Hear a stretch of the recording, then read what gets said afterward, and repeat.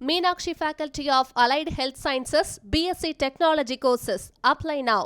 தாவிக தலைவர் விஜய் ஏஜென்ட்டுகளின் யோசனை கேட்பதை கைவிட வேண்டும் என பழக்கருப்பையா தெரிவித்துள்ளார்.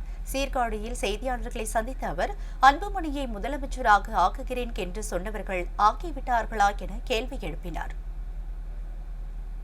கடைசியாக அதை நிறைய இடம் வேண்டும் என்று நினைத்து பார்க்கிறார்.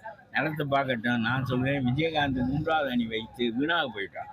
இல்லாவிட்டால் எதிர்கட்சியாக 28 இடங்களை பிடித்து வந்தவர் பிறகு ஒரு வைகோ, சிபிஎம், சிபிஐ, திருமாவளவனையெல்லாம் சேர்த்து கொண்டு 3வது அணி உருவாக்கி 13-14 விழுக்காடு வாக்குகளை பெற்று கடைசியிலே இவர்கள் ஒரு இடமும் வராமல் போய்விட்டார்கள். அது மாதிரியான முயற்சியை விஜய் மேற்கொள்ளக்கூடாது. விஜய் இந்த ஏஜென்ட்டுகளிடம் யோசனை கேட்பதை விட வேண்டும். இவங்கெல்லாம் பணத்துக்கு யோசனை சொல்கிறோம்.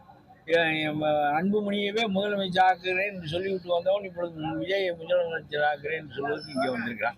அன்புமணியை ஆக்கிவிட்டானா?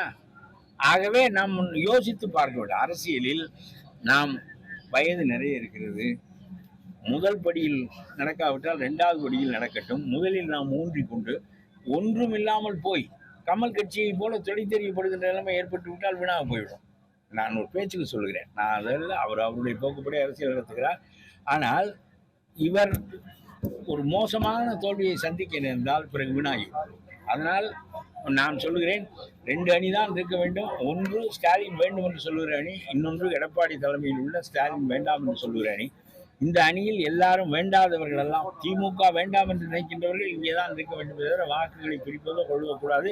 இந்த அண்ணாமலை வெட்டி கலகம் செய்கிறார். சும்மா 80 இடம் வாங்கு, 90 இடம் வாங்கு என்று. இதெல்லாம் சும்மா வெறும் பேச்சு.